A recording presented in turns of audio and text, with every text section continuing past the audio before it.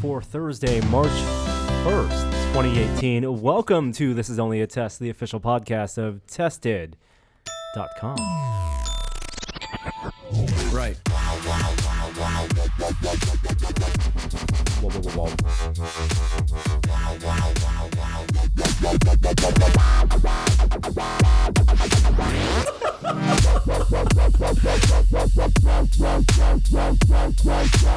Look at that fucking squirrel on my bird feeder.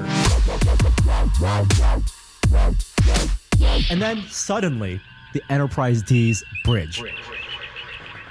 Well, you know that means we have a Smithcast on This Is Only a Test this week. Hey, it's Will Smith. Hey, I'm a Smith. You're a Smith. You're the only Smith in this room right now. Yeah, okay. That checks out. Will's back this week, subbing in for Jeremy, who I think is doing some traveling for his birthday. He's skiing. Skiing. Whoa. Jeremy skis? Apparently. He's more sophisticated than us. Yeah. Not snowboarding. Maybe he get inspired by the Winter Olympics. Oh, man. Maybe he's training for the next Olympics. He got inspired by the Summer Olympics and took up badminton. Yeah. So now he's out at the curling rink. Mm-hmm. Oh, I think full-on Crewman. skeleton. You think? He's just full-on Head first? skeleton, head first down the luge Those track. people are insane, right? 100%. Like, you have to be what happened if you mess that up? Is it 60 miles per hour? Spinal. It's really bad. It's really fast. And Kishore Hari, of course. Kishore, how are you doing? I'm doing well. I cannot believe I'm sitting next to Whoa. eSports star, Wait, not that Will Smith. There's an elephant in the room before we get to that.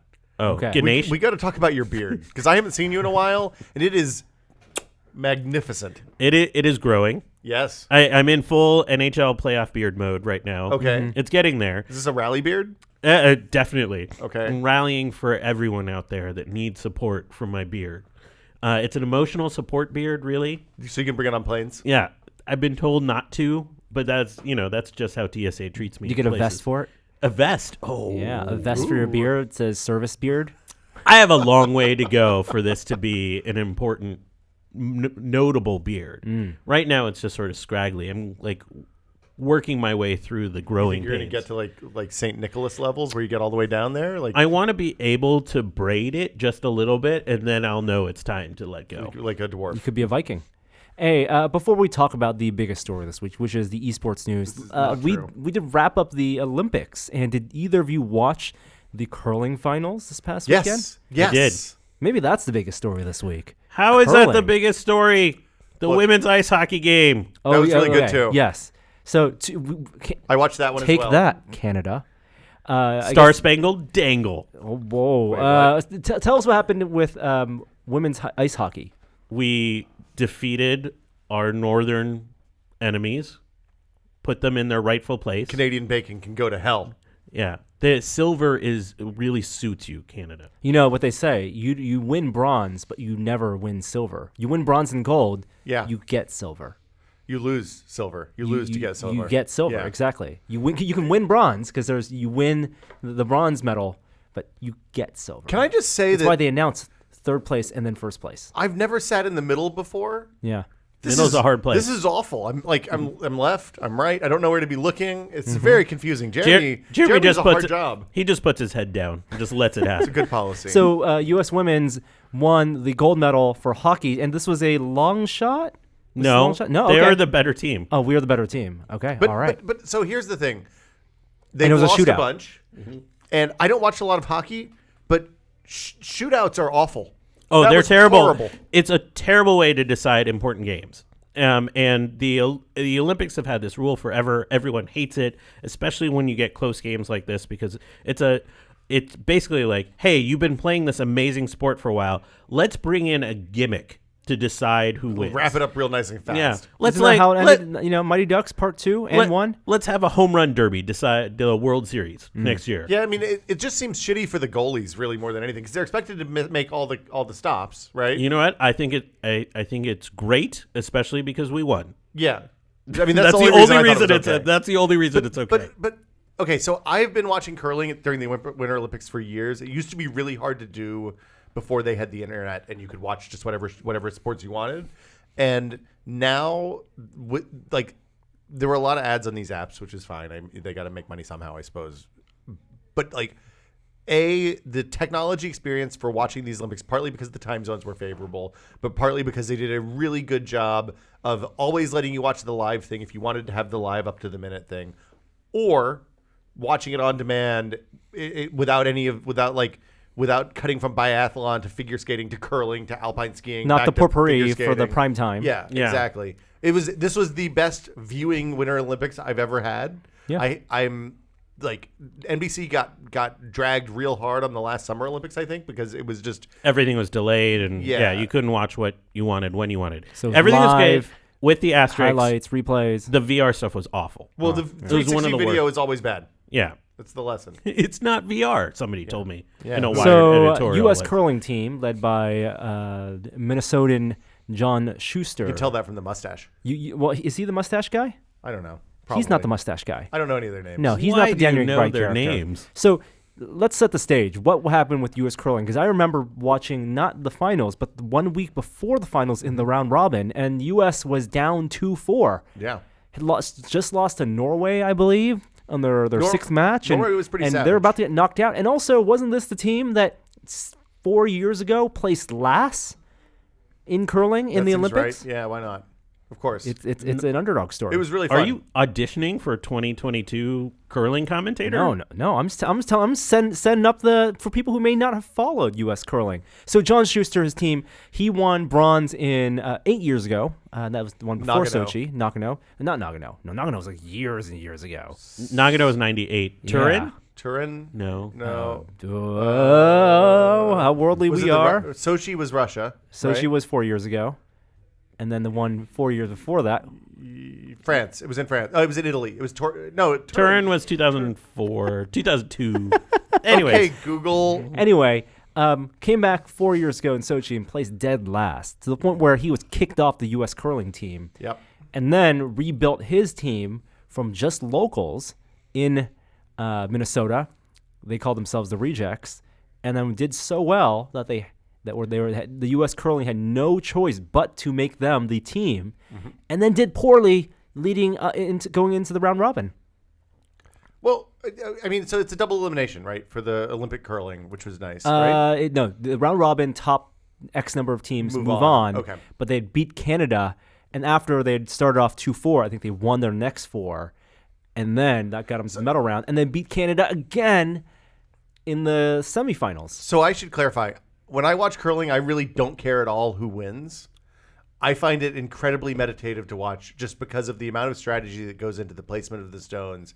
Like it is such a defensive game for the most part, and the way they have this incredibly fine control over like 50-pound stones or something. At least using go just metric. brooms. Yeah, they're 35 kilogram stones. Sorry, Kishore. Kishore's shaking his head. I don't like curling. I'm going to be the contrarian.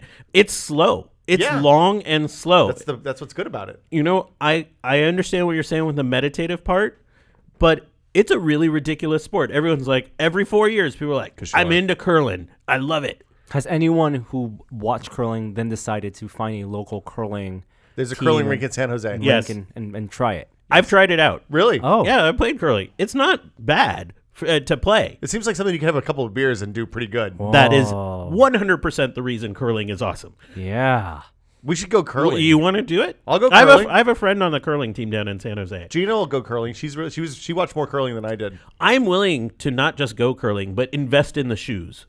That's yeah. what I want. The So special tell me about the shoes. shoes. What the are shoes special? like are basically like, you know how the youth they have those roller shoes, The Wheelies. the wheelies. Yeah.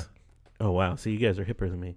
But You have a kid that's the right age for the wheelie shoes. You no, should know never, this. What? never the wheelies in our Then house. they'll be faster than you. He's already faster than me. But basically, it has a slick end that allows you to slide, and it has like kind of a grippy end. that you put The amount down. of like feet Yeah, a little finesse they have to never touch any of the other stones, other rocks, Yeah. as they're dancing around them and moving their brooms. It's pretty good. I assumed that they had like a slidey foot and a scratchy foot. Yeah, that's what I said, right? But is it both feet are slidey and scratchy, or is it No, one? no, like one right foot is- slidey. Yeah, a left foot slidey and right foot scratchy usually if they're a right-handed thrower, I guess. I don't know. I really like some of curling. their throws, the way they like dance into a throw, like spin 360 and then release. It's pretty majestic. There's nothing to me more exciting than when somebody drops the hammer and they go in for a big push to just bump the other guy's stones out of the way. And did you see that Swedish Just team? avoid their guard. That Swedish team, they're filled with what looked like villains. They had good beard game though. They had good, They had villainous beards. curated beard game. Like a lot of product in that beard. The appeal of curling is really simple, right? You have, like, as you get older, you watch the Olympics, you're like, well, okay, I'm probably not going to be able to do aerial half pipe anymore, right? I'm too old for that Anymore. Even if I really committed myself. When you're 20, you think, if I really buckled down right now, figure skating's out of the picture, but I could probably do the thing where you go down the mountain really fast and then just fly as far as you can. I might not be good at it, but I could do that. And when you reach like 40, 45, it's like, well, curling. That's what I got left. That's the only one that I could potentially be an Olympic athlete for. So That's how I feel about archery in the summer.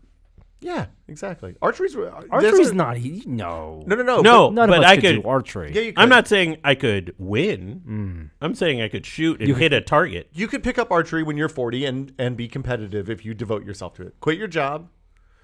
10 hours a day at the range. Interested. They're always trying to find ways to make the Olympics more exciting and accessible to younger viewers. Bring in some normals. Skateboarding, electric skateboarding into a vault, maybe. That's pretty good. eSports. All right, let's talk about eSports. Yeah, eSports. Esports star Will Smith is Star? sitting next to me. Star? There was fan art. I saw the Not fan ju- art. Like, I you had know fan the art. difference between esports, just like regular streamers. Like, there's one thing if you just stream. Oh, God. It's another thing if you demonstrate your ability against other talent and you get invited to an invitational and actually place in the money. That's true. That is what our own Will Smith did yesterday. Whoa, tell me about this tournament. So Twitch does an occasional tournament where they bring a bunch of Twitch streamers together, and then they put a lot of money on the line, $100,000 in this case. Dang, how many teams? 16. 16 teams, and how much is in the money? So Top four? So it's not overall standings for the Twitch for this particular tournament. They did 5 rounds, and the winner, the top 8 teams on each round were in the money. So like if you were the 8th team, you got $100. If you were each player, $400 for the team. In the 7th place, it was a couple hundred, up to like 1,500 or wait, so $2,000 each. half of the teams See money each round. So so you're guaranteed to be in the money if you're in the no. top 50%. No. These are some of the best players. Yeah, so we were playing with so they're the best non-pro players. Yeah, they're best non-pro players. Yeah. Fair. So and the way the format worked was they invited 16 captains, and those captains were responsible for putting together their teams. So my friend Kate Stark, who is a regular Twitch streamer, Great streamer. Yeah, really fun to watch. Lovely community of awesome people. Invited me and a couple of other folks. I was the only non-Canadian on that team, so I feel like this hockey You brought thing- the politeness that the I- Canadian we team were needed. affable. Yeah. You didn't need that. Yeah. So yeah, like we're playing with Dr. Disrespect and Shroud and those guys who are incredibly competitive PUBG players, and Anthony Kongfan and Vision and Halifax and all those folks. And Were I have to say, the top 8 basically the same top 8 every time? Well, Well, so okay, Will and how many has rounds? Tell me- Will sorry, plays PUBG every night, and he Yes. has a vocal and supportive community. The Wheel does provide. the wheel provides, brothers. And It's not a cult. It's a great, not a cult, Not a cult, Not a Lord. cult. No. Stop laughing. It's not a cult. Kishore's there every night though. Not a cult. I'm there. And it was great to see that community really activated and supporting Will yesterday as he took his team to a 7th place finish. Whoa. 6th place finish. 6? Oh, tied for tied for six. six. Tied for 6. In Sorry. one of the rounds. No, overall. Overall. Overall. Yeah. So we came in we came in 13th, 7th. Hold on. I think 13th, 7th. 13th, 8th, 2nd, That's not great. 8th. We came in second at one Whoa, point. okay. is And the that was upshot. enough to get Through you to through And the- solid play. And I think the actual best team finished them off in that game. They finished. Yeah, Wow. Shroud and Chad, Josh and those guys are That's are intense. Solid. How did you feel when you in that round where you made the second, last 2 I'm teams? gonna go ahead and tell you, Norm. Every single time, I was shaking more than I ever have in my life. Like, have you ever been in a car accident? Never felt so alive. Have you ever been in a car accident? Daddy, like where Daddy, I need lunch. No, Luckily, Wednesday is far school, and soccer day. So my Slam that door. My family was all gone. It was just me and the dog sitting there. This is the Twitch stream version of. You remember that newscaster who did that like climate change report, and then his children ran in, and the wife had, the like, wife- the pulled BBC them. expert. Yes. Yeah. This is like that for Twitch streaming, right? Pretty much, yeah. It's intense, and then the child ran. I gotta say, it's pretty fun watching Will stream because the other streams for were sure. like a little, were not just a little, were very serious and not entirely enthused with certain results. Will's stream was like, Because there's money involved. Will's stream was basically like, yeah. how are we still alive? This is amazing. Well, look. No, Will can't drive. So we played pretty conservative. Yeah. The first couple of games, and then we loosened up and got real little rambunctious, and that served us well. And like if you don't play competitively, it's different playing competitively for like just for goofs on a night. It's different playing competitively for charity. Even Kate's done that before, and she was like, "Yeah, when there's money that comes to you on the line, it's a little more urgent than maybe if you're, you know." So what did sixth place net you? I think we ended up with like $1,200, $1,300 each. Wow. Yeah, so it's not an insubstantial amount of money. Dang, It's you could not buy like- some Bitcoin mining GPUs with that. So I could buy one 1080 probably Yeah. at current prices. Yeah. representing all the Wheel followers out there, I have to know. Yes. Are you going to invest? Spokes? Are you guys spokes? We've discussed different. Spokes is not a bad one, actually. We've discussed different names. Spokes came up. We're I not, like Wheelians. Yeah, Wheelians I think is my favorite. It has a little bit of a. It has a little bit of a. You guys It's are all a round- You guys got to be it- spokes. it Come has on. a the roundness strength to comes it. in all of your true. unity. It's really about the like how the wheel provides more than being part of the wheel. It's The really wheel isn't about really a religion. It's more of a belief structure. Yeah, It it's guides definitely not a It guides our actions. it- Kishore. the hard hitting 100,000 question people though. who listen to this that don't know what we're talking about are going to be really fucking confused right now. Are you going to use the proceeds for a new chair? Yeah, probably. It's Yes. fine. The squeaking. Yes, has to brothers. Stop. The squeaking has to stop. I realized the used chair place in San Francisco sells the chair that I want, not necessarily in the color I want, but I'm willing to give up that for half price. It turns out. So Fair enough. yeah, so I might Herman go buy Miller a all the used way. chair. I know I'm gonna go Steelcase Gesture this time. That's I tried the fancy M-body Herman Miller chair. Is that the one that looks like a skeleton? It's the one that looks like a skeleton. Wirecutter didn't like that one super a lot. I found it very comfortable, but I'm worried about it aging. Okay. The Steelcase Leap was the last chair I had when we were at Future, and that was an amazing chair.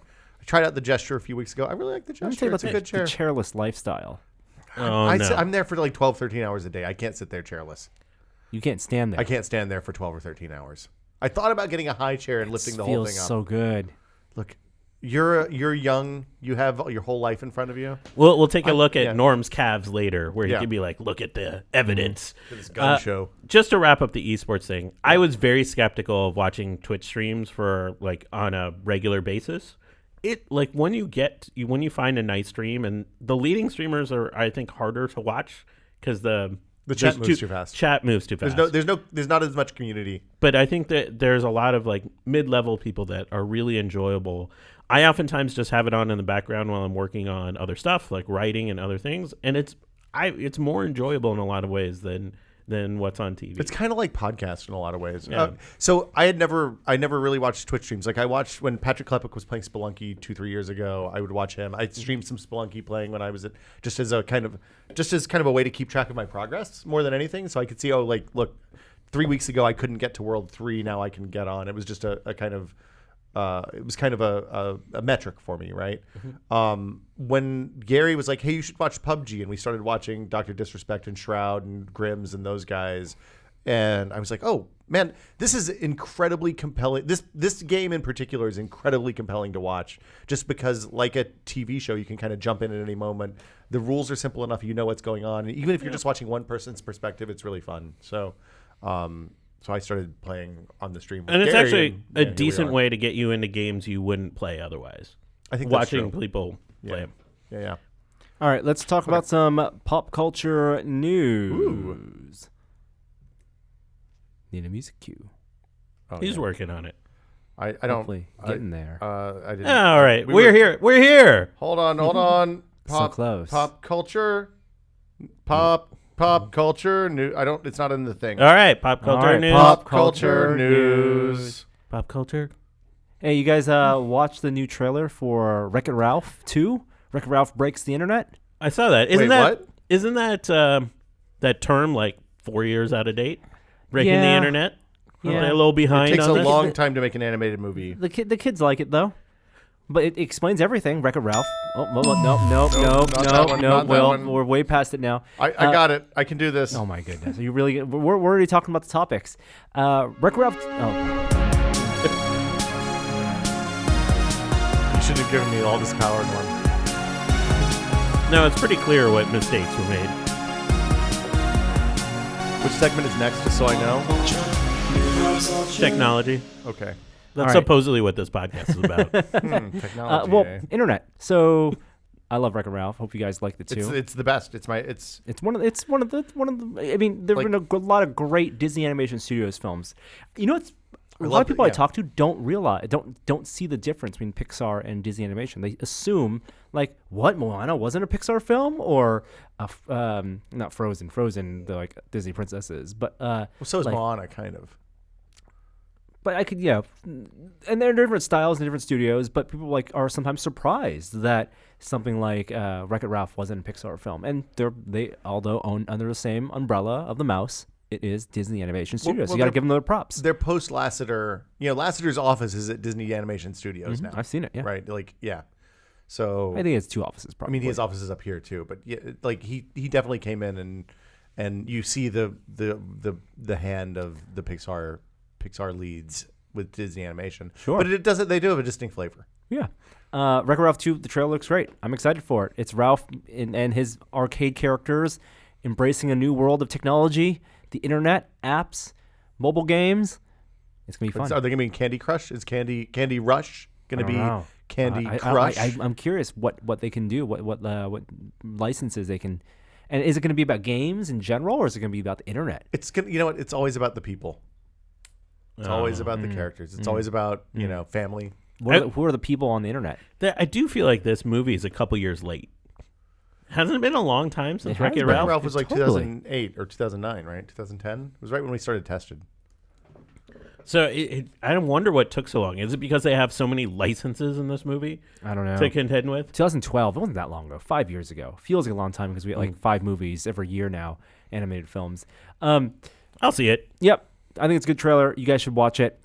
Something I'm also excited to see, but I probably won't be able to see, is this new film by Steven Soderbergh. Is it a heist You guys movie? know this? It is. Logan Lucky. No, I don't know if it's a thriller, but it was completely shot on an iPhone. Did he reshoot the Thriller music video? No. No. It is a thriller. It is not Thriller. It's called Unsane, and I think it's shot mostly in a insane asylum, mental health facility. Like in a real one? I don't know. So something they dressed up. So this is both impressive just from the fact that you can do this.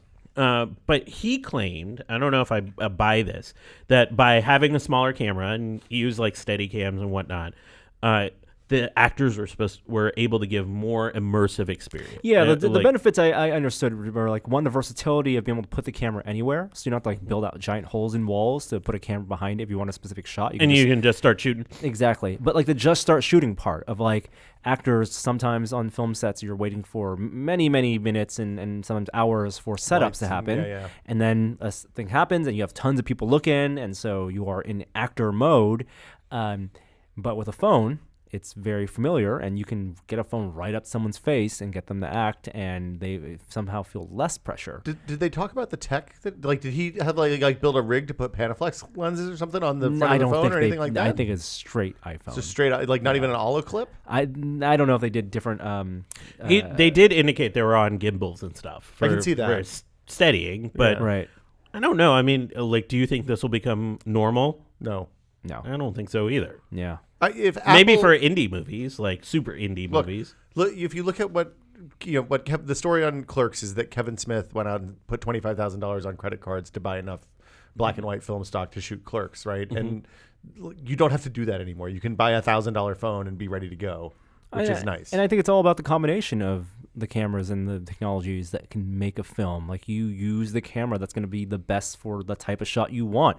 And if it's a movie like The Martian and they have perspectives on these GoPros they put on the shoulders of the astronauts, then that's an interesting perspective. You don't need the whole movie shot in there, but it allowed for a lot of interesting talking to that GoPro. When he's talking to the webcam, doing those voice video logs, or you're showing a different perspective. It's going to be a combination of those things, because they're ubiquitous now. I really like.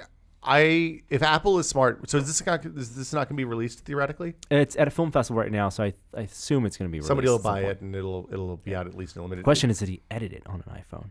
Oh God, I can't imagine. Yeah, iMovie challenge. No. iPhone iMovie challenge. That was 2018. That was so hard.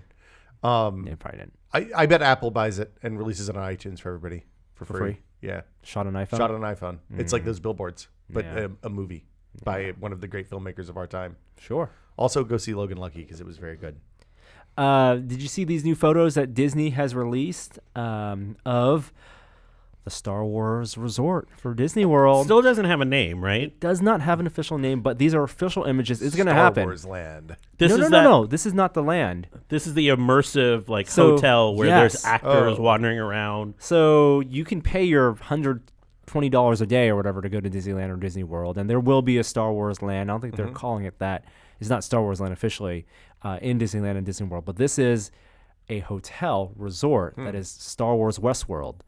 That for, I don't know, what, $1,000 a night or something? It's Wow. It's going to be something ridiculous. It's like Land Cruise, basically. Yes, you get to be immersed and have your entire day's itinerary planned out. You basically don't need to go to Disneyland because you could just live on, your space station.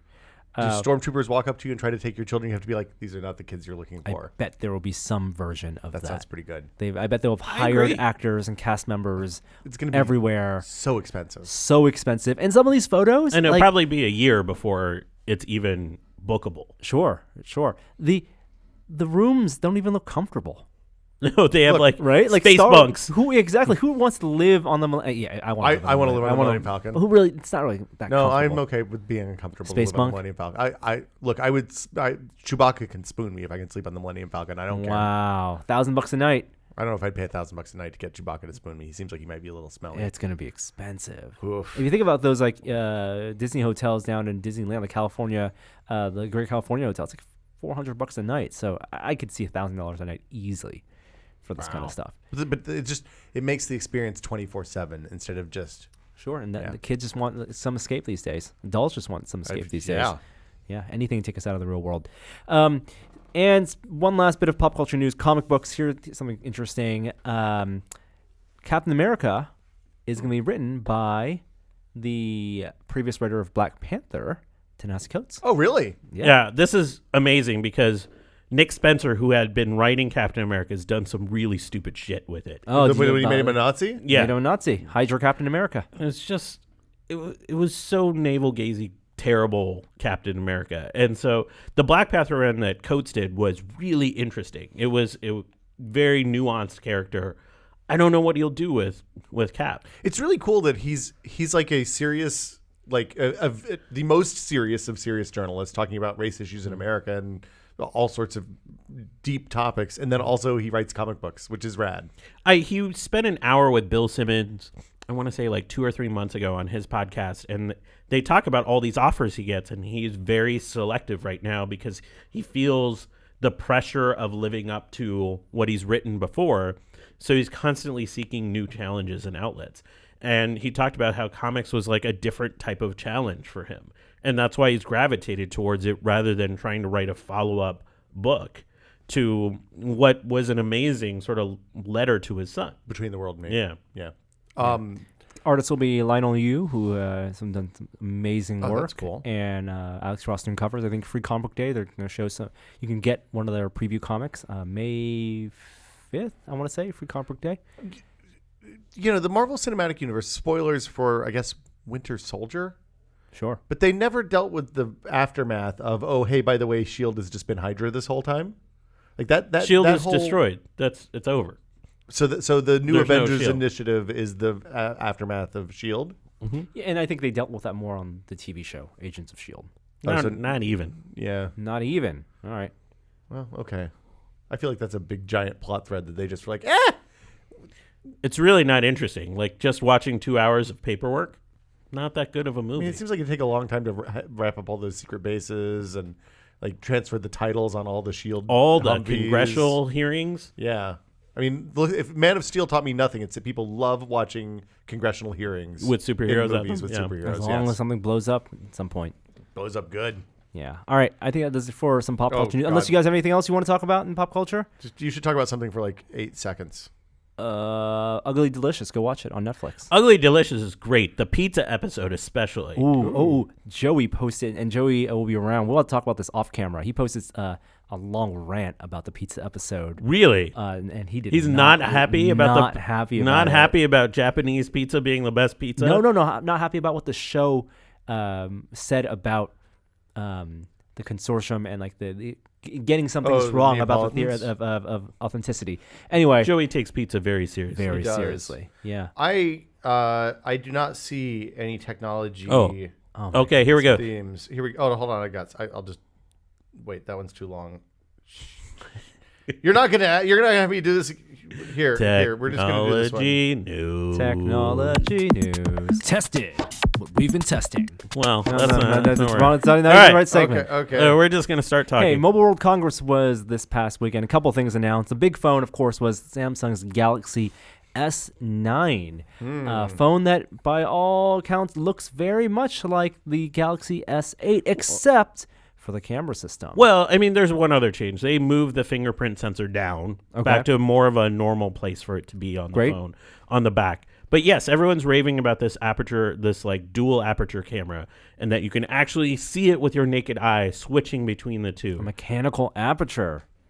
Wow. I mean, I still go back to your question, like, what are you using this for? You're using this in really specific lighting conditions where you want to create that kind of You want to bokeh. get flatter effects. Even like, why wouldn't you have the wide open aperture? Look, the wide open aperture and the closed aperture, that's a thing that's trendy over time. I have the photography book that I learned to shoot film with in the 80s was from like 1978. It was like, you never want to have wide open aperture because it's going to blur out your background, right? Like the guidance in that book was keep your aperture, use the smallest aperture you can so that you don't get the bokeh. For landscape, it matters so little for these kind of really small sensor wide angle lenses, though. Well, right. So I'm really incredulous about what these dual aperture camera lens systems will do for. I mean, aside from the technical feat of being able to put that in a camera, doesn't do anything. Are for you me. suggesting that Samsung would put a gimmick in a phone that sounds good on paper and has no actual effect in the real world? You think that's a gimmick? We haven't talked about the gimmick that's actually in the phone. Tell me about the animojis. Oh, the animojis. First of all, animojis need to go be shot and killed and inserted into the emoji movie where they can die the proper death. I'm sorry, AR emojis. Yes, they call them the AR emojis. These are creepy as fuck, these things. More so than the Apple ones? Yes, because they don't work Can you be a talking properly. poo? It's like basically they create like human-like characters and they have sort of puppet-like ability, but the face tracking isn't as good as on the iPhone X. No. So like they don't blink right, and like sometimes the eyes are just left open, and so it has the utility of animojis with a higher creep factor. Well, it sounds like they saw what Apple did last year, and there is Copied face it. unlock, and they put some face detecting, some computer vision in the front-facing camera system, but it doesn't work the same way that Apple's does, and maybe it's not as good. I'm interested to see how well the face unlock works. How is the face unlock? You have a 10, right, Norm? Yeah. How do you feel about the face unlock? So I will say that the face unlock works 80% of the time, which means that the 20% of the time doesn't work where I have to type in my code. It's more often than I'd like. I wish it had both. So I wish it had a fingerprint unlock and the face unlock. It works really well for me, except for when I don't have my glasses on, which is kind of unusual since I need them to see, but like also happens occasionally. Or if I'm like sitting in the passenger seat of a car and it's bright out, then sometimes it doesn't work there. Other than that, it's been pretty good. I've been really pleasantly surprised. It's been not great in the ways, sometimes in the ways I hold the phone. Like if you're not intentional in holding the phone in front of you and asking for an unlock, like it's not even unlocking right now. Unlock. Sometimes you have to ask it for one. Yeah. Now it unlocks. Like if I'm holding it just low and I just want to glance at the phone, it doesn't unlock. I got a wireless charging stand that holds it at like a 30-degree angle when I'm sitting at my desk, and I can just kind of glance over it and tap it, and it'll wake up and unlock for me so I can see notifications, which is everying I dreamed it would be. Does iPhone not have like geolocation unlock, or when you're at home, No, it'll they don't just do any stay of that unlocked? So that's part of the security commitment because the unlock ties to the encryption. They don't let you do the easy unlock because then there's ways for you to dispute charges on iTunes and all of the other things that they don't want to deal with. So they take away a lot of convenience factors that are just common on Android. But if you want something that looks like an iPhone, but isn't an iPhone and runs Android, there may be something for you. Is there a new Pixel phone coming from Google with a No, it's from Asus, the Zenfone 5. I'm going to show you a picture of this phone. There's a whole line of Zen phones. But basically, Mobile World Congress this year was like, hey, what if we made all of our phones just have edge-to-edge with the notch, but not necessarily have the functionality of the iPhone 10? Look at this phone well. Well, it looks just like an iPhone, but the wallpaper is really weird. And there's a little bit of a chin. They didn't even get the screen They to go didn't get all full the way. edge to I kind of wouldn't mind having a little bit of chin. I don't feel bad about having stuff at the bottom. Although if you're going to put a chin on, you might as well put that at the top and hide the camera bar in there and then not bother with the notch. I don't know. I'm not a phone designer. It all feels very copycat, which is fine. That's what this world has come to. Even the placement of the camera lenses. We're talking about a thing that is a rectangular slab of glass at this point. There's only so much you can do with design. No, for sure, but it like having bezel-free like edge to edge on everything doesn't mean it just feels like the fad right now. It doesn't necessarily mean every phone needs to have that utility. We will also say that the Galaxy S9 does have a headphone jack. It does. Most of the other phones that were announced do not. Yeah. I will say the one thing I'm disappointed with the S9 is that it doesn't have enough RAM in it. Why doesn't it have like 8 gigs like some of the other Android phones, especially if you're going to use it in the Gear VR thing? I don't know. Maybe that'll be a later update to get you to the $1,000 phone. It seems weird to me. So my dad called this morning and was like, "Hey, should I get it? I'm going to go to the Apple store today. I'm getting my batteries replaced in my iPhone 6 and my our 6 and 5, 6S Great, it's and cheap. 5. But I think it's time to get new phones. And should I get an 8 or a 10?" And I was like, I honestly don't know what to tell you on this one. I really like the 10 because I like having the big screen size and something that's about the size of the smaller phone. Like I find that incredibly compelling. That's why I switched off the Pixel 2 and went to the iPhone 10. But like, it's really expensive.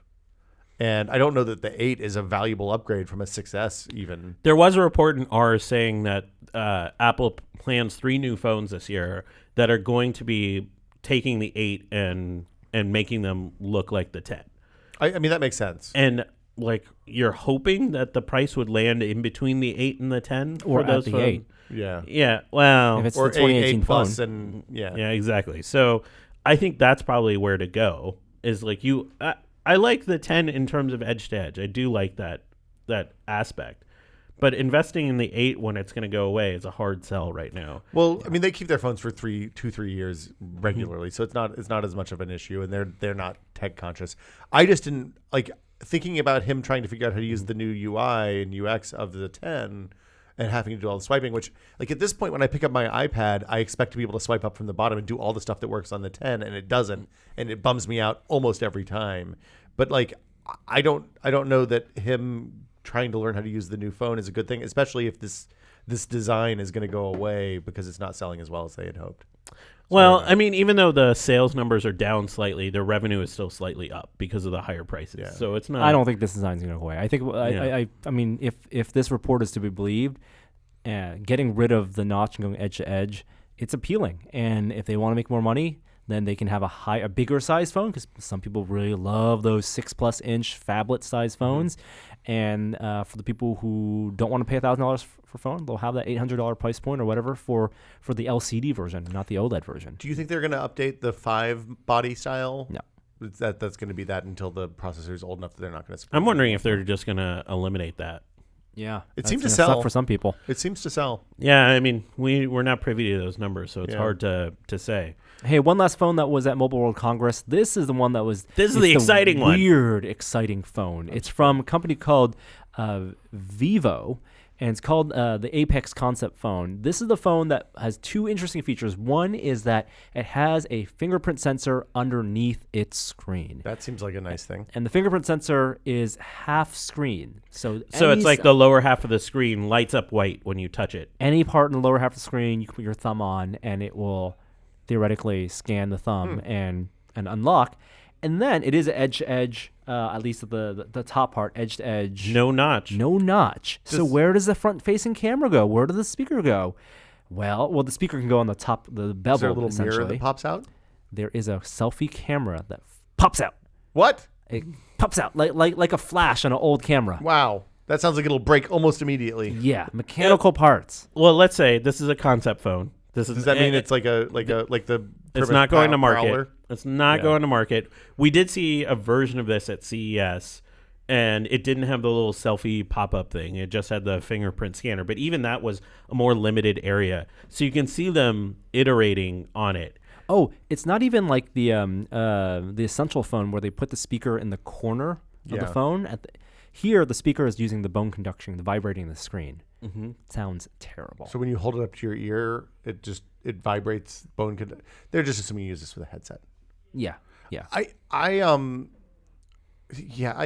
know about that. I mean, every time I see a concept phone, I think, oh, Plymouth Prowler. Remember that? That was really cool. And then 3 years later, when it came out as a car, it was the PT Cruiser. Yeah. So, well, no thanks. If they develop out the technology for the in-screen fingerprint scanner and other people rip it off in a couple of years, that's all I want. I honestly, I like the not having to touch my phone to get the notifications, but it's only because I have the stand. I'm kind of okay. Don't you want to have the ability to look at the phone and give you notifications or unlock passwords, but then have the more secure fingerprint for? No, I'm good. Okay. Like I love being able to walk when I'm cooking, to like just tap the phone once when it's sitting on the counter, would not have to get it super floury or whatever. Look at it, get whatever the next step in my recipe is. That's the other problem. When the phone's flat, I have to like position my head over the table. This might be a height thing because I don't have it just gets me. I just kind of look down and tuck in my cheeks and my jowls to look. So I'm not like weird. You don't have to give the phone blue steel when you're calibrating it. You can just give it your normal look. Yeah, it's all about the angles. Yeah. So those are the new phones out from Mobile World Congress. Do you think they're going to do edge to edge on iPad? Oh yeah. Right? Yeah. Next iPad out this year. Next iPad Pro. I assumed it's going to be edge to edge. That's why I'm kind of holding off on upgrades at this point. Yeah, I think next iPad Pro is going to be exciting, and it'll probably have your. You think they're only going to do it in the Pro though? It's where they can get the most money they'll for them. Start at the Pro and work their way down over the next 3 years. It takes time to make these things smaller. They don't want to roll them out all at once because then people will buy the cheap one instead of the expensive one when it's new. Exactly. It's the Tesla model.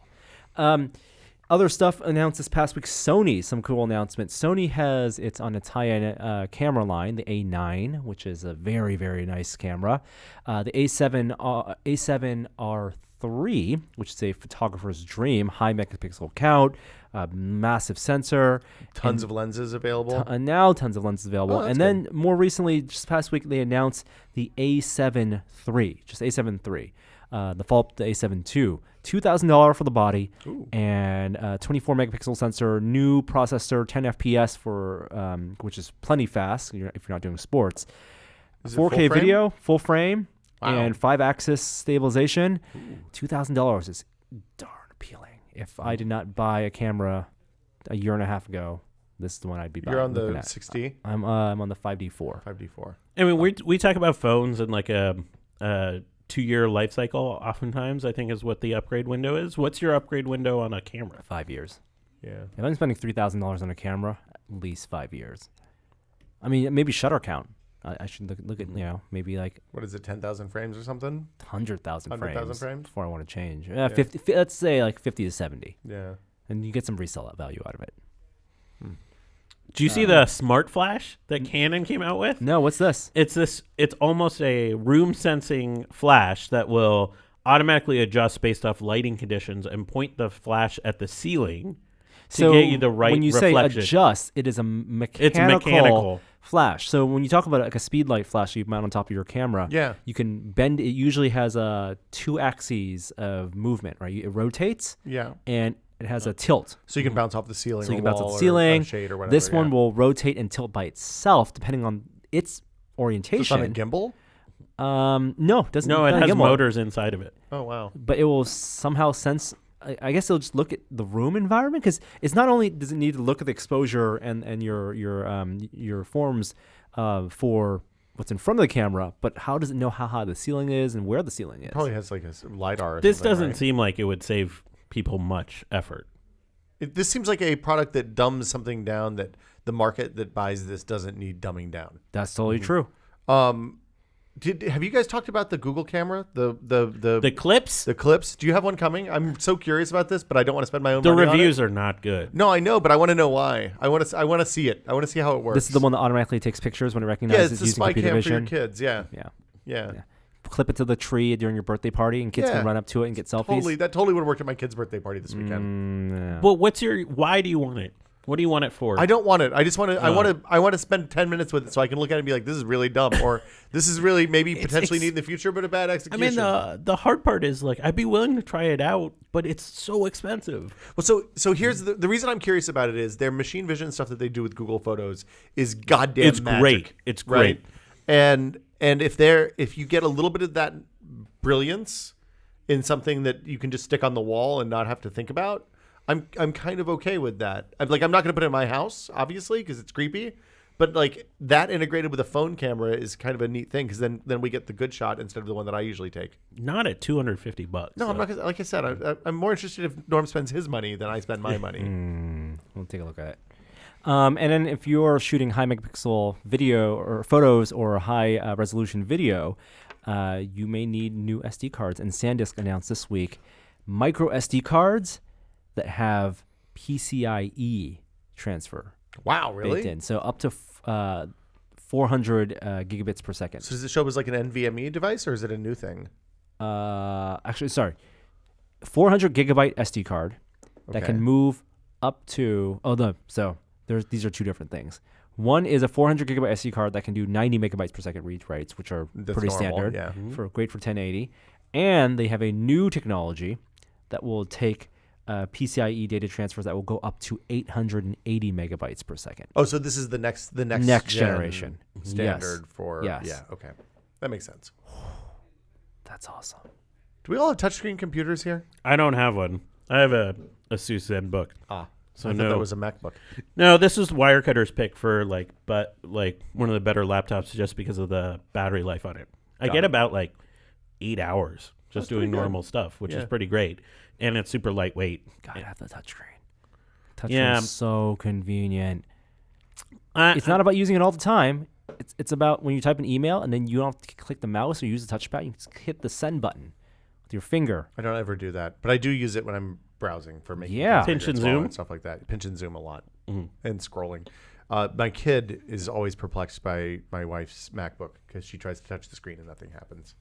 Yeah, but we're in that generation where we Yeah, I still know how to use things. Yeah. We know where the command prompt They're is. the ones that are going to grow up and like the world will collapse and they'll be like, well, how do we turn this lettuce isn't in a bag? How do I make a salad out of it? Yeah. Don't know. Hey, we all use Slack, but and Google has an eye on this market. They just released Hangouts Chat.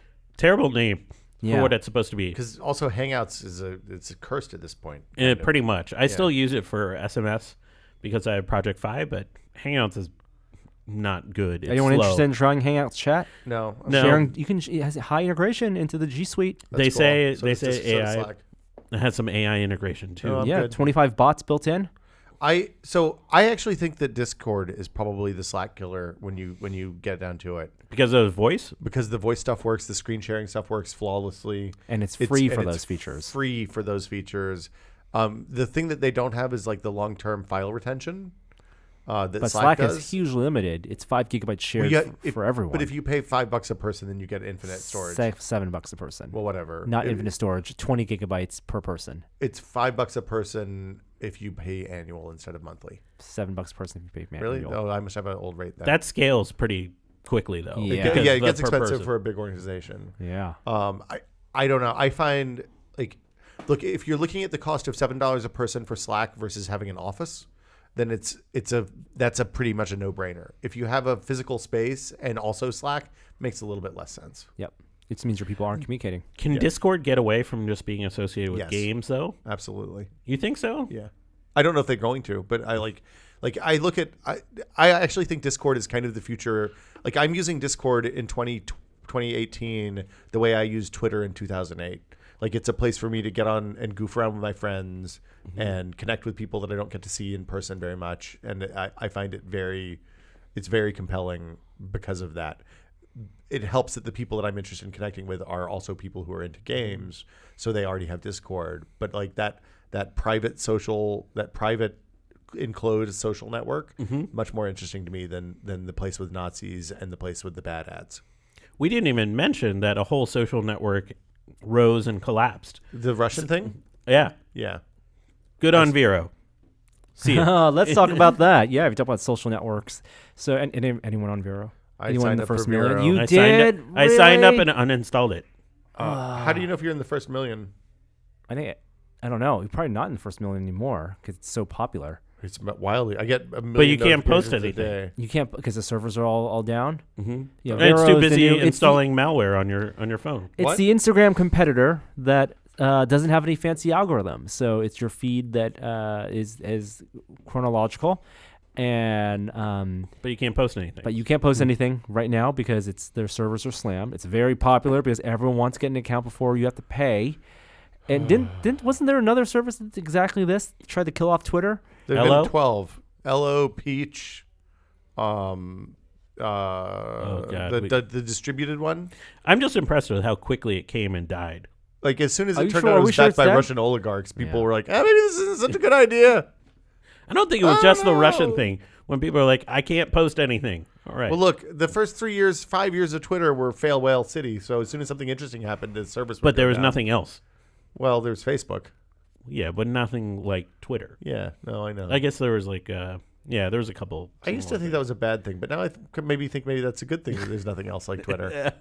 Hey, you can take that winnings you got from the tournament yesterday. Yeah. Esports champion Will Smith, What can I get? and you can get a new NVIDIA graphics card coming out later this quarter. We This think. is just a rumor. They're probably going to announce it at GTC at the end of the month. Yeah. But we have a new line coming out that's a different structure. So instead of the 16 nanometer structure that's in the Finally, the 12 1080 nanometer we have a 12 process. nanometer structure. How is it is this a talk or a tick? It is the big one. Oh, this is the big one. This is the big one. This is a new Another big architecture. one. So 1080 was a massive jump. Yeah. Pascal. Now Yeah. this is Ampere is what. Ampere.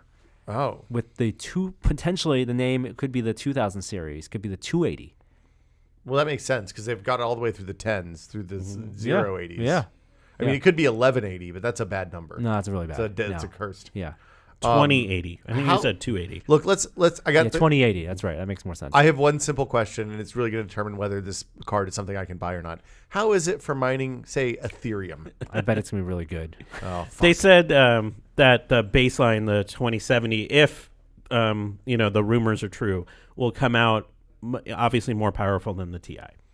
The 1080 Ti. Mm-hmm. Woo-hoo.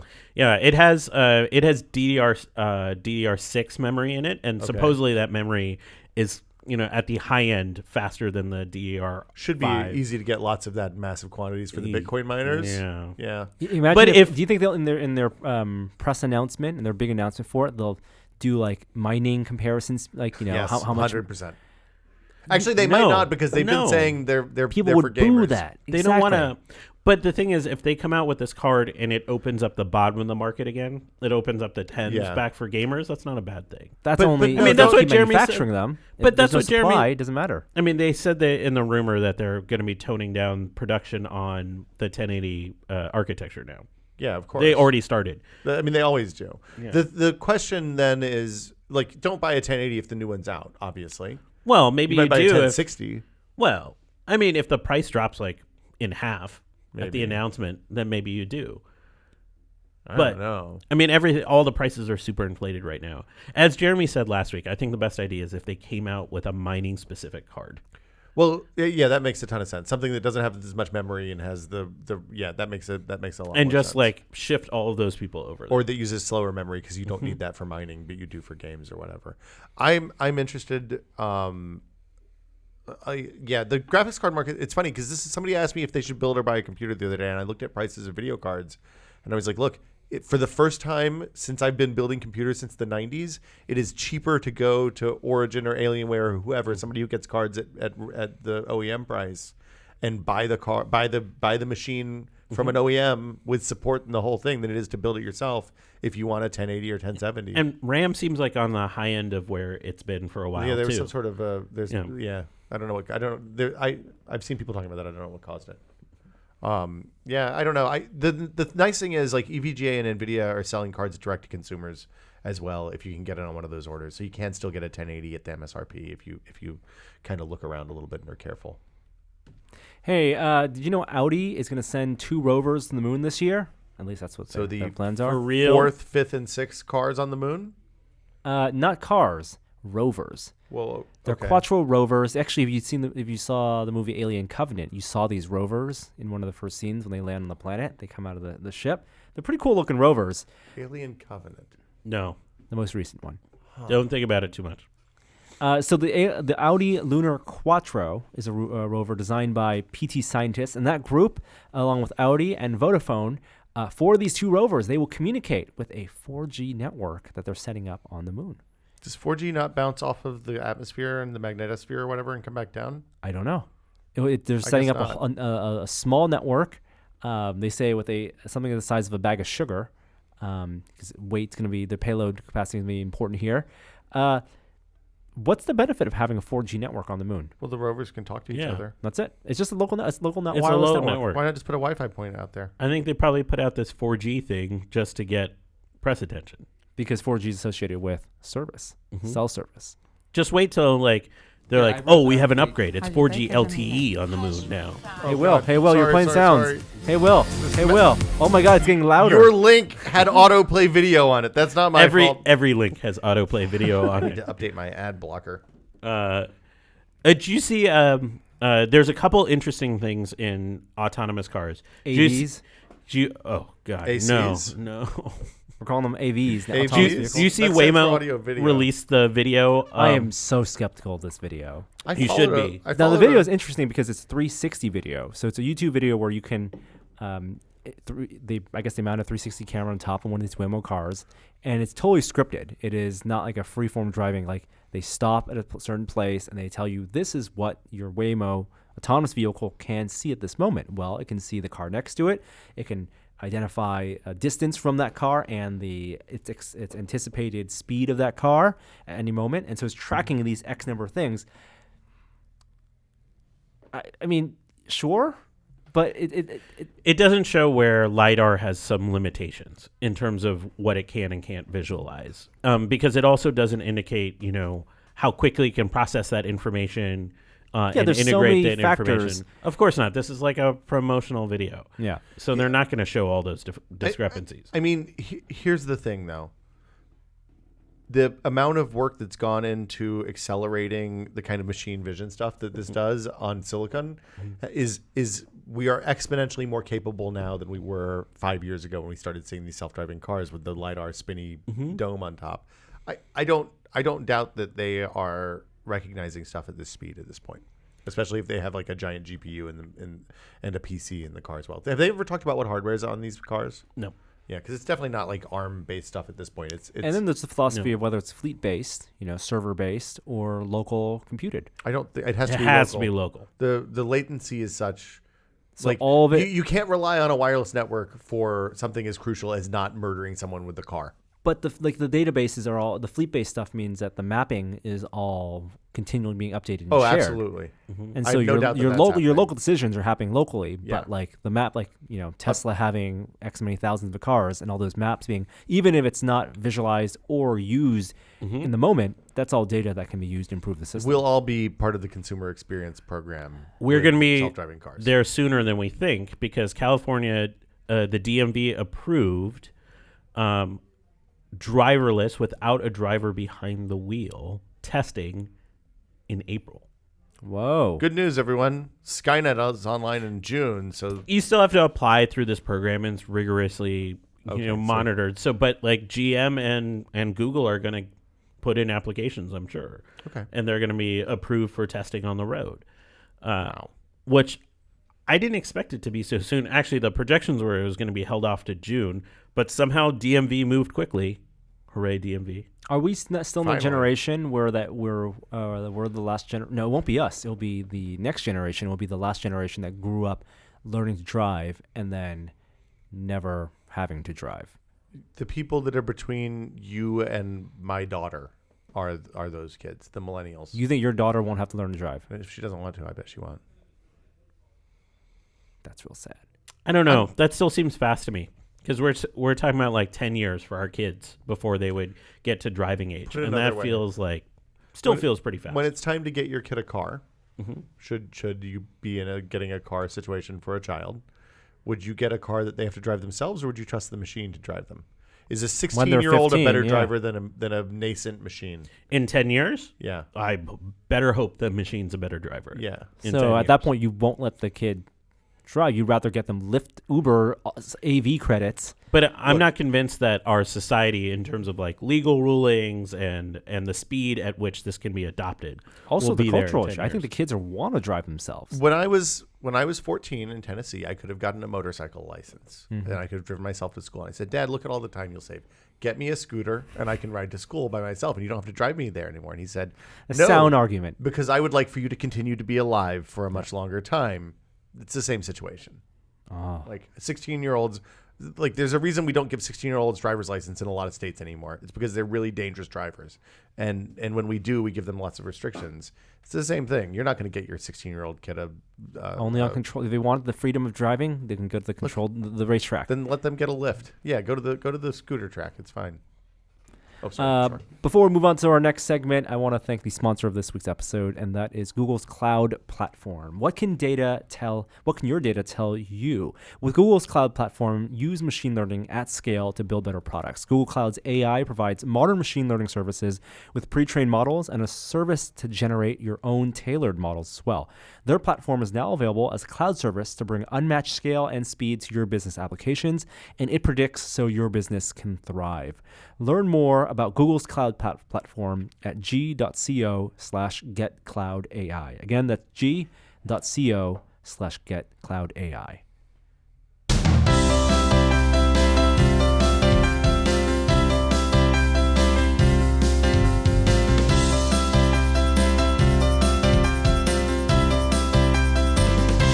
A moment of science. I miss having Jeremy and the right music. Is that another right music? No, that's the really old music that played for 2 weeks. But that's fine. It's fine. We're here. If you guys don't follow Astro Katie on Twitter, Professor Katie Mack. Oh, she's so good. She's a great follow on Twitter. And she wrote up an article in Scientific American about a discovery that the EDGES team made. This is a radio astronomy group that has been looking for some of the first starlight of the universe. And one of the problems with that is that they're looking using FM signals, and so you get a ton of interference from everything else on Earth. Well, they found an isolated spot in the desert of Australia, and they think in a new finding, they found some of that earliest starlight ever formed. Now, there's a typical sort of slope to these detections, and this didn't follow that slope, which opens up a what the hell is this? It doesn't look like the general radiation of stars. And there's essentially two potential feasible explanations, or three. One is that there's something wrong with this finding, and it hasn't been confirmed yet by other telescopes, which is actually might be the most realistic scenario. So we have to wait for a few years for other telescopes to confirm this. Two is that the radiation from those stars is a lot brighter than what we expect, which doesn't make a lot of sense. Like the earliest stars were brighter than we think. Which would be really weird. Like entropy was faster back then or something weird? Or there is something else there that led to the spike in radiation. And I think a lot of the articles talk about this being potentially seeing some dark matter, releasing some radiation at that point. And since this is early universe, that could be what we're talking about. Katie goes in much more depth in her Scientific American piece about this, but there are a lot more questions. There's a big mystery here as to why this data looks the way it is, and that's why the astronomy sector is sort of up in arms. Like, what is this?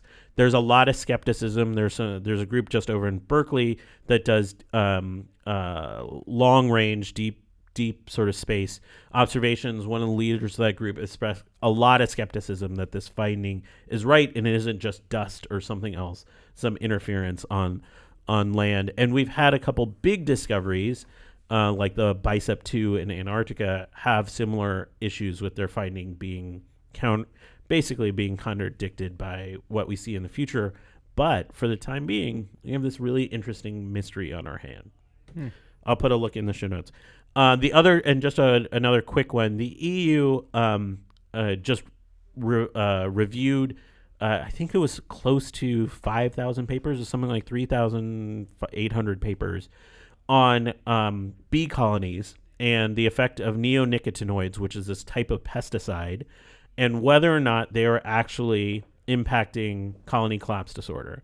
Oh, wow. And they ruled, as the EU, that there is a link between neonics and bee behavior. And it's a wide range of behavior. Like, for certain types of species of bees, it leads to them having drift in their sort of wayfinding. Others, it has impacts on reproduction. They're pointing to, overall, the literature points to some stress that these neonics put on the system. Neonics are manufactured by Bayer on the largest scale in this country. Bayer wildly disputes these findings. But what this does is it opens the road for the EU to regulate neonicotinoids. That sounds like a bad thing anyway. Neonicotinoids sounds like something very harmful. It's like you can put those No. in cigarettes. No, and smoke them, no. It's gonna be good. It's a bad name. Look, like, it's just so a descriptor of what it is. I guess it is. Yeah. we can do like the dihydrogen oxide thing too. And Chemicals are really bad, Kishore. I'm scared of them. yeah, chemical names sound scary, but that's not the issue. Is that there's actual findings relating that these are affecting bee behavior. So you're saying chemicals are scary, Kishore. What if- I see what this is. What if I show you a rap about neonicotinoids? No, Will I'm that good. make you I'm less cool. scared No, about that them? will make me much more scared. I No, I thank have you. one for I you say, if you'd like. sir, I say no, thank you. I think that's the right choice. All right, let's go to our last segment. The VR Minute. Virtual reality this week. Hey, this past week was also the DICE Awards. Yeah. And there were... Oh. Yeah, that's my Andrew Dice Clay impression right there. Wah, wah, wah, wah, Come on, no one remembers the Dice family. Hey, Ford Fairlane, terrible movie. Nobody should watch that. So what do we have in terms of VR winners for the DICE Awards? For immersive reality technical achievement. What does that mean, Kishore? I don't know. Yeah. Yeah. A lot of that going around. The award goes to Lone Echo and Echo Arena, and somewhere Jeremy cheered. I think that's a good call based on the movement. The work with movement that they did was revolutionary. It was exceptional. So, they won 2 awards, right? They won both of the VR awards. Yeah, the for immersive DICE. reality game. Yeah. Was the other Best one they won. immersive What were the reality game. finalists? Oh boy, it was Lone Echo. So there were 2 awards. There was Game of the Year and VR Game of the Year, or immersive Game of the Year. IR Game of the Year. That's someone's going to co-opt that term. Some bad technology company who doesn't have a VR product yet. You got Microsoft with mixed reality, Facebook with virtual reality, Google with, I guess, also virtual reality.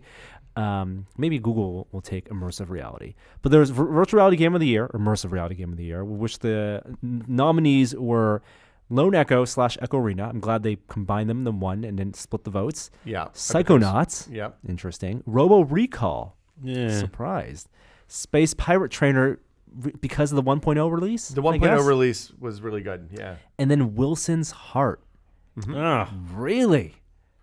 Is that Wow. from just storytelling? So I think this was more of an inclusive category. So this is like looking at it as a cohesive whole, as a thing that's driving immersive games forward.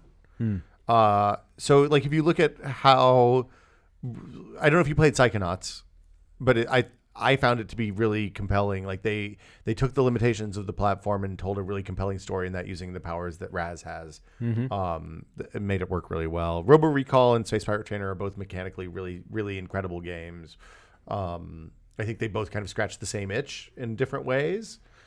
Maybe those wouldn't have been my choices necessarily, but and then Wilson's Heart told a pretty compelling story. Very high production value, a lot of money put in that. And then they had the technical achievements, and this is where there was some interesting. Bridge Crew was nominated for technical achievement. Definitely not, I don't think, best VR game of last year, but in terms of what it did for social communication and just the scope of it. I thought it was interesting. Invisible Hours got a good nod there too, as well. So I'm glad. Invisible Hours is really, I hadn't played that, and it's pretty amazing. It's one of my favorites of last year. Like the way that, they did. That's the one where you fast forward through time and exactly. It's very good. And that one is immersive theater, so immersive reality totally fits in the category. Yep. Okay. Big article in Rolling Stone. Rolling Stone also had one of the first unveils of the Magic Leap, and they're continuing their releases.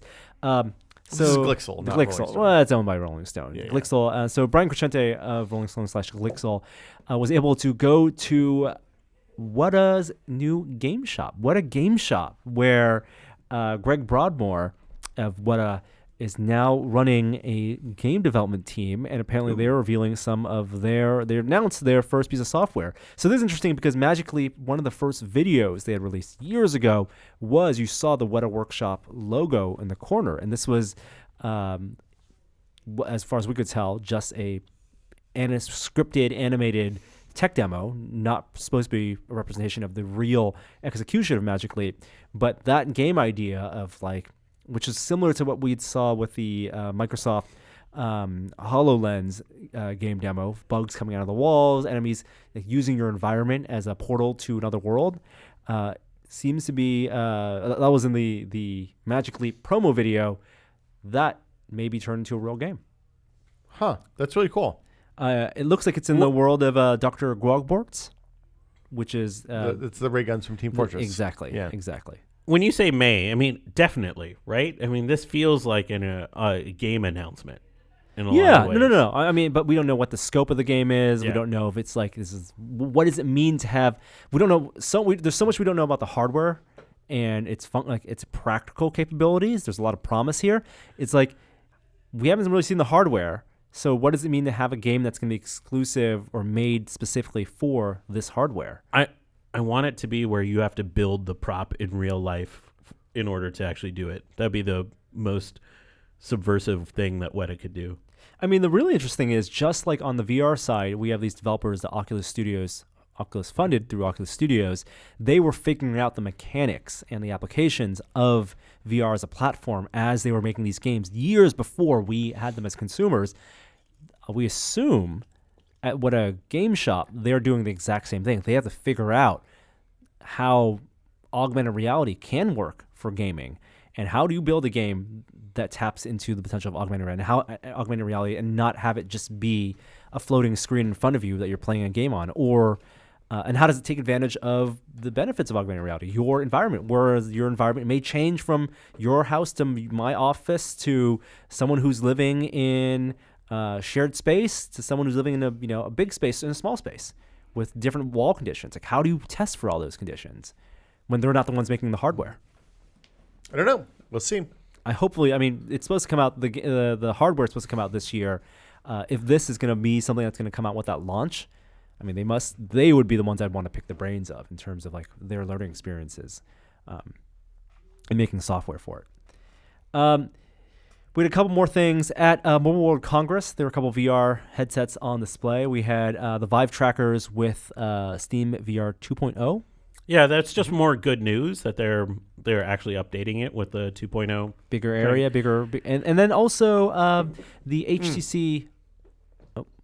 The big thing about 2.0 is you can have more than two sensors, two lighthouses overlapping, so you can do much, much larger spaces up to warehouse size. So they did infinite size. They did a big soccer game to demo this, where I think they had 6 sensors on each individual person, but it was not as big of a soccer play field, but it was a big space. Yeah.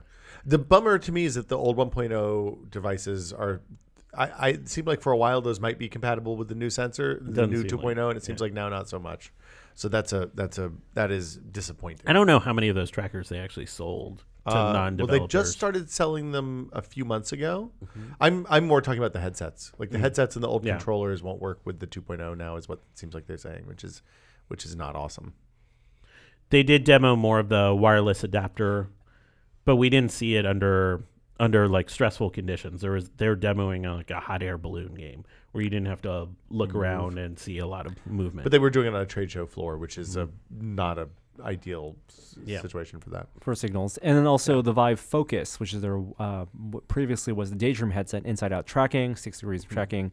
That now is its own standalone thing overseas, may not make it over to the U.S. That was also on display at Mobile World Congress. It's interesting to me that they're selling that mainly in Asia and not in the U.S., given that Oculus is set to release presumably Maybe they're waiting. Maybe they're waiting. See what because the market is.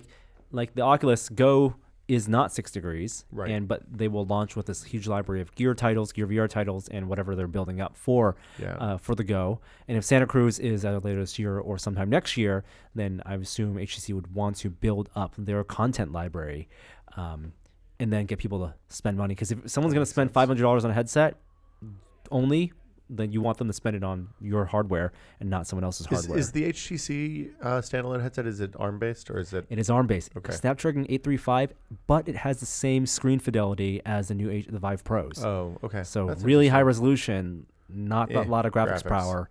So I don't know how that's... And 75 hertz. What GPU did they say? Do you know? It's whatever's in the Snapdragon 835. You can put whatever you want 620 or whatever it is. Oh. Facebook said, one last bit of news, Facebook has their annual F8 conference in May, and head of Oculus, Hugo Barra, had some teases that said that this will be, at this conference, they will make some of their biggest AR/VR news from Facebook to date. Now, that could just be stuff about Go? And well, hopefully Go's going to be out before. Yeah, but like more titles and I bet everyone's going to get a Go. That I bet. You get to go, and you get to go, and you get to go. Oh, everyone! I don't know. Such long lines at the men's room. But he extended the tease when someone tweeted him 9 possible ideas, and he said getting 4 out of the 9 items correct wasn't bad. So I'm gonna list out the 9 things. Okay. And you will have to tell me which 4 of the 9 things are things that are going to be announced by Facebook at F8. I can't participate in this, I don't think. I think sure. I'm not allowed to participate. More Facebook Spaces, new interface, AR hardware, new Oculus, whatever that means, VR/AR creation app, more 3D models, and a VR platform integrating everything.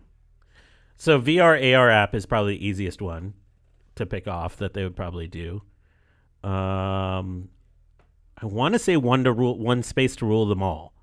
That would actually be interesting. You think so? No new Oculus headset. I don't think so. Yep. Too early for Santa Cruz. AR lenses. AR hardware could be. AR hardware would be big. That would be big news. I don't think so. Gosh. Yeah. What could it be? I mean, AR hardware and Oculus are the 2 least likely to me. Mm-hmm.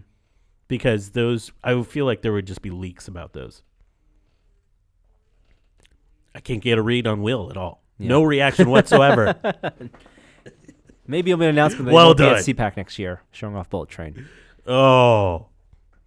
That's And an interesting list of things, Norm. And on that note, I think that does it for this week's episode of This Is Only a Test. It's a little bit shorter because we have to jump into other production things. Jeremy, I think, will be back next week. We can grill him about his fancy skiing adventures. Ooh. Oh, we're doing an adventure tomorrow with Jeremy. I don't know if we can talk about it yet. Yeah, we are going to next week. We'll talk about it next week. Yes. Okay. And Will, where can people find you? So we have a new episode of The Foo Show coming out very, very, very soon. It may be out even by the time you hear this. On Steam. It features a scientist at UCSF that you introduced me to a couple of years ago who builds nanomachines out of DNA. His name's Sean Douglas. We've talked about it a little bit before here in the past. But we do a whole Powers of 10 thing where we start in his lab and we shrink down to we're standing between the lipid layers of an E. coli cell, and he explains how you make nanomachines out of DNA. And it's very cool. I tried out a version of this in his office a few months ago. Yeah. It was great. Yeah, we have rebuilt the pipeline so it's even faster to make that stuff for some other projects, and then the episode that features Norm and Adam will follow that one really shortly. So. Huzzah! And you should join us on PUBG. Yeah, come watch Behind the Blue Line, where I'm on twitch.tv/notthatwillsmith more or less every night at about 8 o'clock Pacific. So it might be a little. And late there's for some East fun Coasters. people in there. It's a good crowd. And there's a lot of tested people in there. It's a lot of familiar faces and names. So. That's great. Awesome. Thanks for joining us this week, Will. Thank you out there for listening, and we will see you next time. Do we have an outro? We This probably one. don't have an outro. Oh, we do. This one is impressive. from tested user AT Cairns. Thanks, AT Cairns. Hi there. I didn't see you. Tested.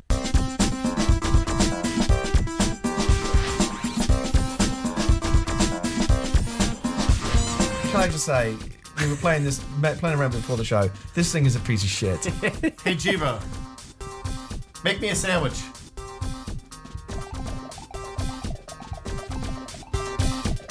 Piece of shit. Tested. What happened to the Jibo in this office?